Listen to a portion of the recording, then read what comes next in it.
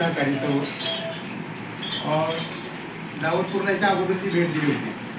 ती भेट खरं तर कमीच वेळ होता त्या दिवशी आणि खूप काही कामं टाळून त्या दिवशी सुद्धा आम्ही तसं चालतो. आणि सर आता ही मजबुरी आहे, वेळेचा भाग जर बघितला तर खरंच कामाचं सगळ्या पाहणाऱ्याला बी आहे.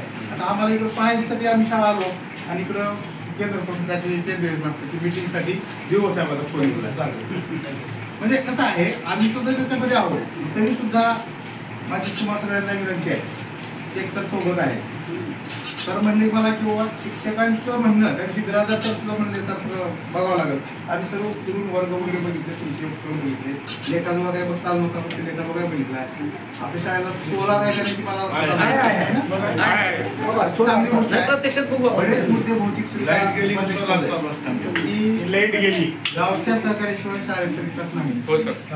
या उपक्रमाच्या अनुषंगानं ज्या गोष्टीचा पाठलाग होतोय तो पाठलाग निश्चितपणानं शिक्षणाच्या सोबत ज्या गोष्टी समांतर चालतात त्याचा होतोय. आणि गावच्या सहकार्याच्याच महत्वाचं ज्या ज्या शाळा आपण बघितल्या त्या सर्व शाळांमध्ये गावच्या सहकार्याच्या शाळेला आहे चांगलं, तिथलं स्टाफ चांगलं काम करतोय आणि शाळा बी चांगली दिसते व्यवस्थितपणे आणि उपक्रम राबवले.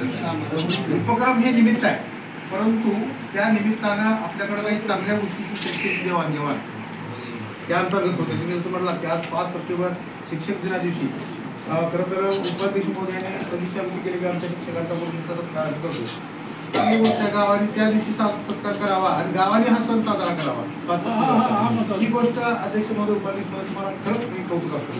हे सर मी करतो, माझे लेकरं नसताना पण त्याच्या अगोदरपासून करतो. ज्या दिवशी शाळेला आणि शिक्षणाला गाव पालक आणि शाळेवरची कमिटी नोंदवली त्या दिवशी खरं तर विकास ही गोष्ट सुरू होते. आणि म्हणून या देशाच्या सर्वोच्च प्राथमिकतेमध्ये असलेला जो शिक्षणाचा विषय आहे तो विषय आपल्या गावच्या भवितव्याचा विषय आहे.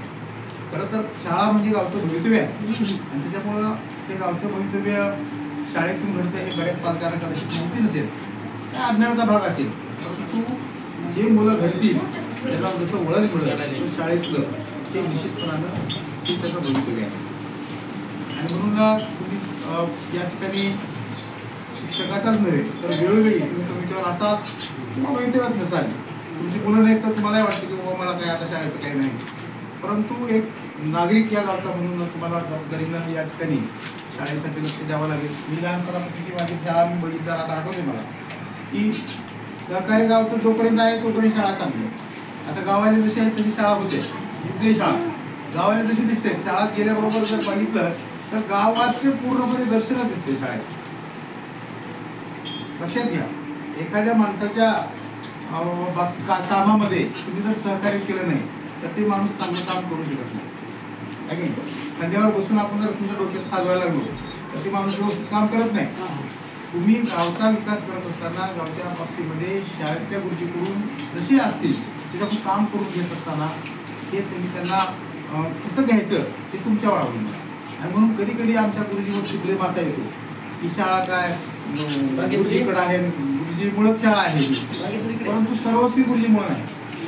शाळेच्या गुरुजीच्या कामात गावाचं सहकार्य, कमिटीचं सहकार्य, कमिटीच्या वेळोवेळी ज्या भेटी असतात योग्य कामासाठी, इतर राजकारण न करता ज्या गोष्टी होतात त्या गोष्टीवर शाळा अवलंबून.